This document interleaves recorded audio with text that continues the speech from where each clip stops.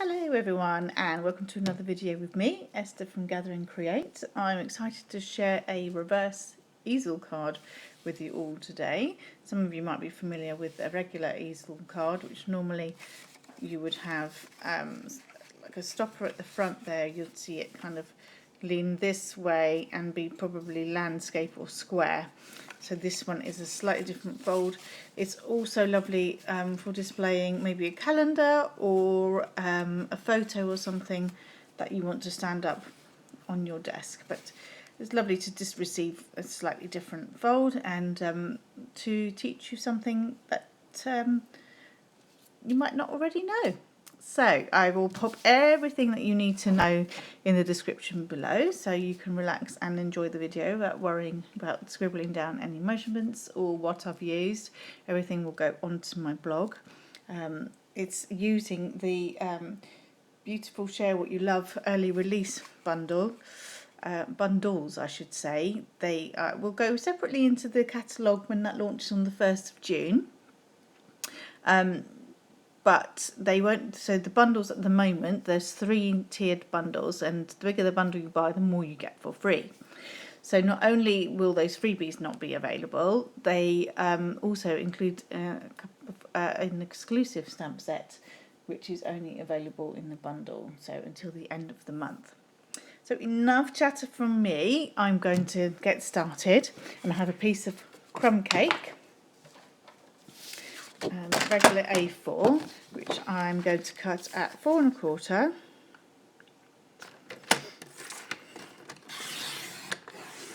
by 11 inches.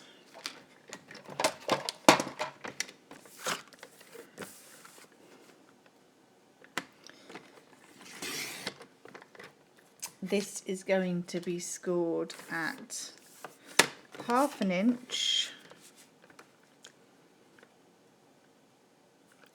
So it all gets done on the same trimmer. 1/2 inch and 6 inches. Put that to one side, and then I'll take the other piece that I cut off, and I'm going to make that 2.5 by 4 1/4 inches.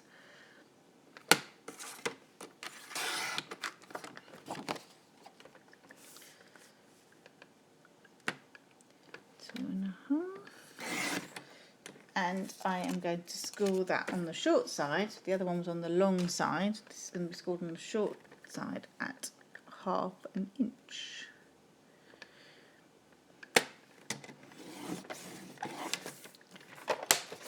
I'm going to go over my score lines from bone folder.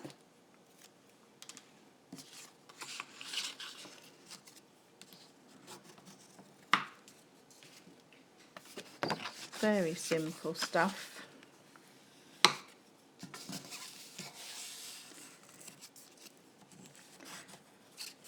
That's all you need for the actual fold.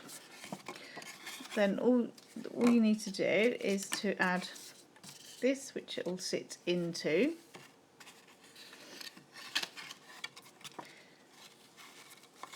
Like so, when it's all together.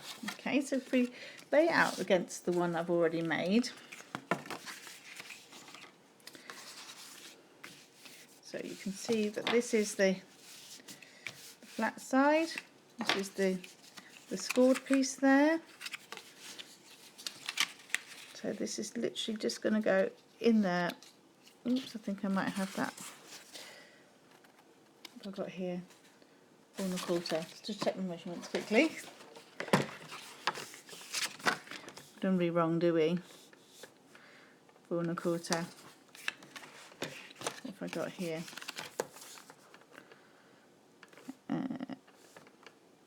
2 1/2.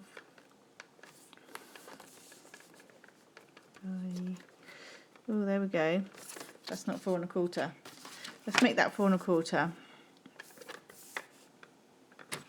Yikes. It does happen, folks. It does happen.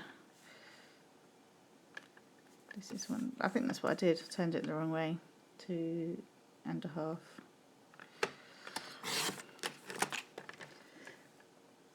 score at 1/2 inch. I was thinking that is not right. It's a good job I put the measurements in the description, isn't it? It looks like I need them myself. Let's see if I'm lining up for you. That was close. Okay. Ignoring the crazy lady. Well, don't ignore me too much. So that goes on there like that, and that will be then identical. Okay, so I'm going to put some tape along here. Just using some tear tape. So sorry about any confusion.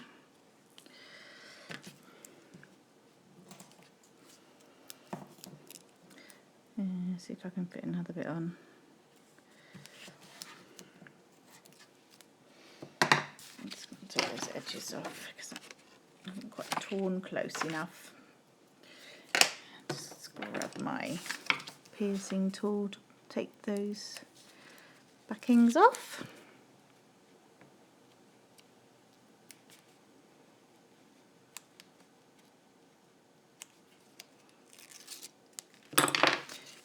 So then just pop those together.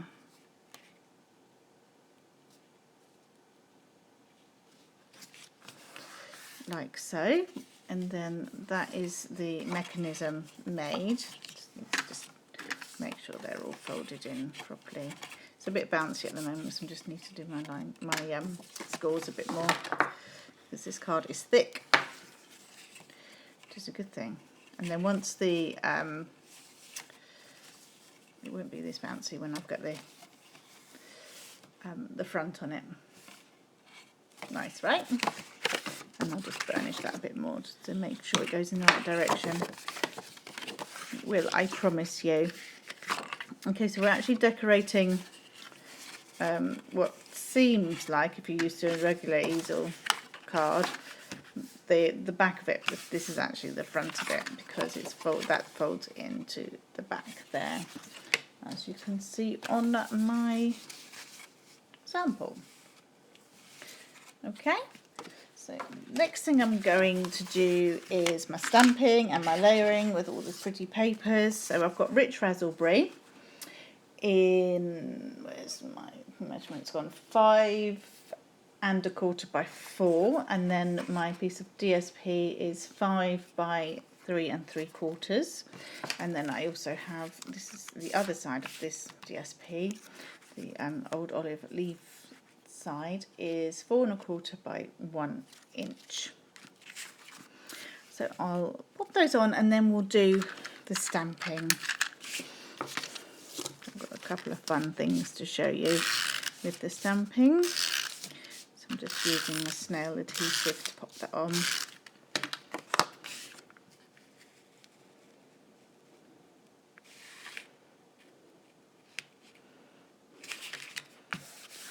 That's the rich raspberry bit.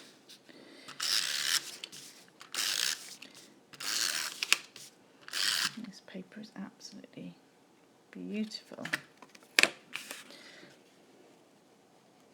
Just lay that on.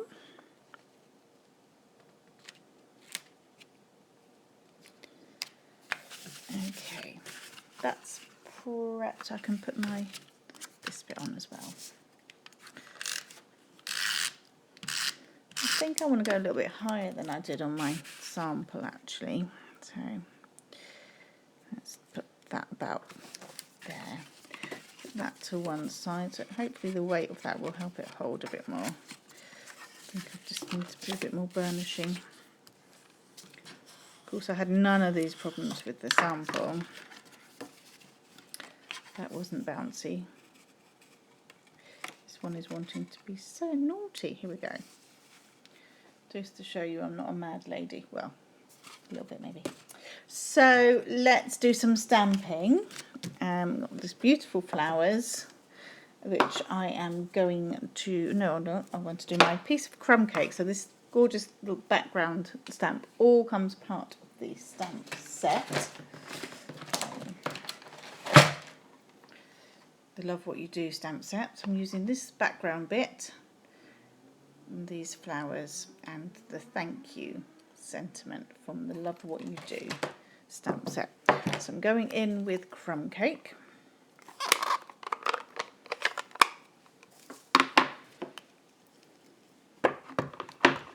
And it's a photopolymer stamp set, so I really want to use my piercing mat because that gives you the bit of cushion that you don't get on a photopolymer stamp, but you do on a traditional red rubber stamp or the wood mount stamp. So no precision really required, just straight on there. Okay, so that's it for the crumb cake.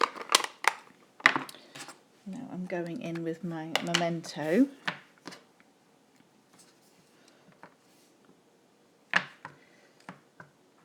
I find put a little bit more pressure on the flowers. Don't re-ink too much on these stems because the stems are finer. You're likely to catch a bit of ink there, like I've already have. So just concentrate more. If you want more ink, so just concentrate on the top half of the stamp. Okay, so I'm just going to pop that right there.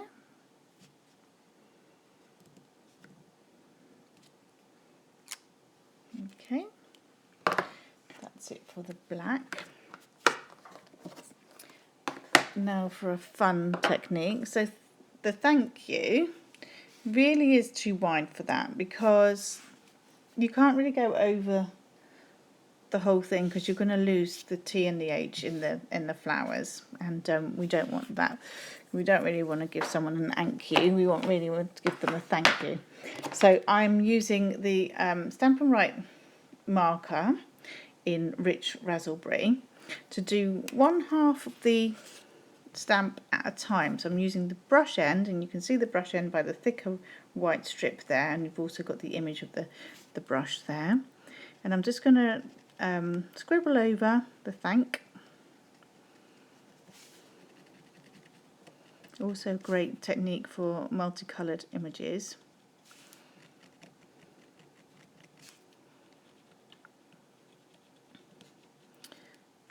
Just make sure I've got everything, and I'm going to huff on it, which will re-moisten the stamp, ready for inking. And then what you want to do really is to just hold it down for fractionally longer than you would when you're using a traditional ink pad, and that helps to just transfer the ink a bit better. Gives you a nice impression. Now I'm using my Stampin' Scrub,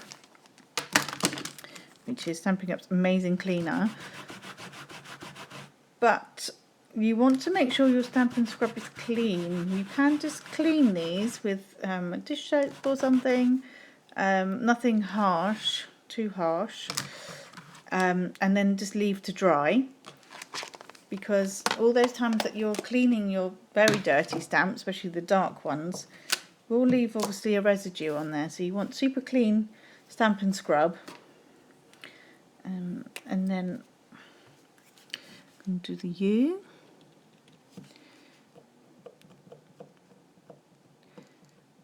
Something's molting. Yeah, just a U.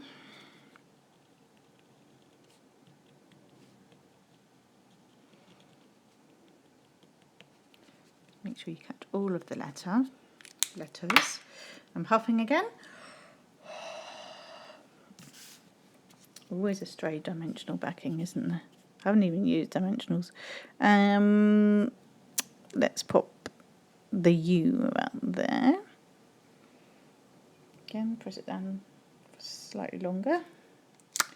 Okay, there you have your thank you, which otherwise we would have been a bit stumped space-wise. The next thing I'm going to do is I've got a mixture already in here of Wink of Stella and the ink pad, which I've just squeezed to let that give a little residue of ink there to use as a palette. Just literally mixed it with Wink of Stella, and what I'm trying to achieve is kind of the same effect as already on our lovely papers. So using that as my palette and using the Wink of Stella as my brush. Just move this out of the way, shall I? I'm going to just roughly colour in the flowers, because they're not overly on the actual paper, they sort of go out the lines a bit, but I won't do that so much. Let's clean that off a bit. So you can have your ratio of ink to Wink of Stella as dark or as light as you want. Probably got a bit too much Wink of Stella on there, but it will dry and you can always go back over.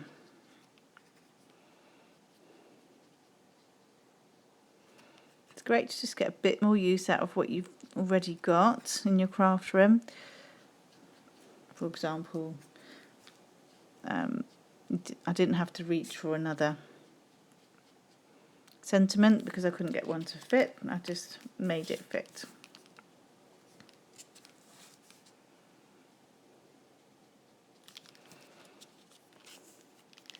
Okay, so you can just sort of go out the lines a little bit if you want to. So that's our stamping done. Ready to finish the rest of the assembling of the card. So I have used the Layering Circles framelits, which comes in a big set of scallops and circles. I've pre-cut them. If you are not sure about die cutting or how to use the scissors machine, I'm more than happy to answer any questions, so please do get in touch if you're not sure. And I'm layering that with one of the pearlised doilies from the same suite, and it's white on one side, pearlised on the other. So I want to just lay down my doily first, and of course you're only going to see the scalloped edge, so don't worry too much about trying to adhere it with no glue showing, because it's not going to show anyway. So I'm just using a little bit of the snail again. Pop that down in the middle. Next comes the old olive scallop circle. I probably should have used the other side of that. Okay, that lays on the top there, and then our pretty stamped piece goes on there. Don't know how dry I am. See, I was repurposing a piece of Whisper White there as well. Don't waste anything. Lay that over the top.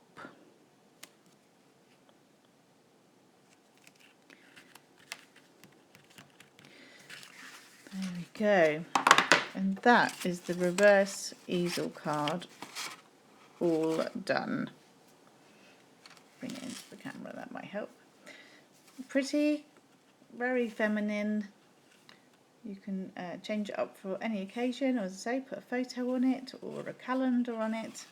But I'm sure it'll put a smile on someone's face to receive something a little bit different.